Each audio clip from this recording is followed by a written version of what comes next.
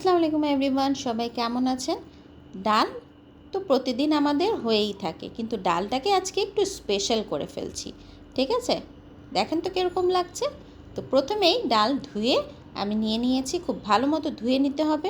তার সাথে অ্যাড করে দেব কুচি কুচি করে রাখা আলু, দিয়ে দিচ্ছি পেঁয়াজ কুচি, টমেটো কুচি আর কাঁচামরিচ। তার সাথে দিয়ে দিব 1 চা চামচের মতো আদা রসুনের পেস্ট, হলুদের গুঁড়া, দিয়ে দিচ্ছি মরিচের গুঁড়া, জিরার গুঁড়া আর ধনার গুঁড়া। লবণটা না দিলেই তো ঠিক হবে না, লবণ তো দিতেই হবে টেস্টের জন্য। আর তার সাথে অ্যাড করে দেব তেল, পরিমাণ মতো। তেলটা দিয়ে আমি খুব ভালো মতো হাত দিয়ে এটাকে মাখিয়ে নেব। হাত ব্যবহার করতেই হবে এখানে, না তো এই টেস্টটাই আসবে না। হাত দিয়েই সুন্দর করে মাখিয়ে নিতে হবে, কিছুক্ষণ মাখাতে হবে খুব ভালো মতো। মাখানো হয়ে আসলে এখন আমি একটু পানি অ্যাড করে এটাকে চুলায় বসিয়ে কষিয়ে নেব। খুব ভালো মতো কষাতে হবে, না তো কাঁচা কাঁচা একটা ভাব থেকে যাবে।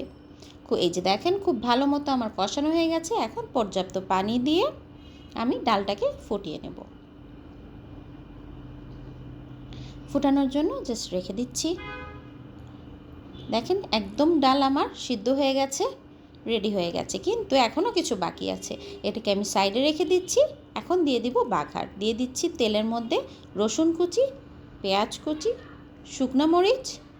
শুকনো মরিচটাকে আর ভাঙছি না, যেহেতু আমার ডালে অনেক মরিচ আছে, এর জন্য দিয়ে দিচ্ছি জিরা, আস্ত জিরা। আস্ত জিরার ফ্লেভারটা আমার তো খুব ভালো লাগে, আপনাদের কেমন লাগে জানাবেন। এখন উপরে জাস্ট বাঘারটা দিয়ে দিচ্ছি, একটু ফুটিয়ে নেব। বাস আমার দেখেন কি সুন্দর একটা ডাল, টেস্টি একটা ডাল রেডি হয়ে গেছে। সার্ভ করে দিচ্ছি। সার্ভ করে উপরে ধনেপাতা একটু অ্যাড করে দেব, তাহলেই রেডি হয়ে গেল। কেমন লাগলো আজকের রেসিপিটা জানাবেন। Thank you.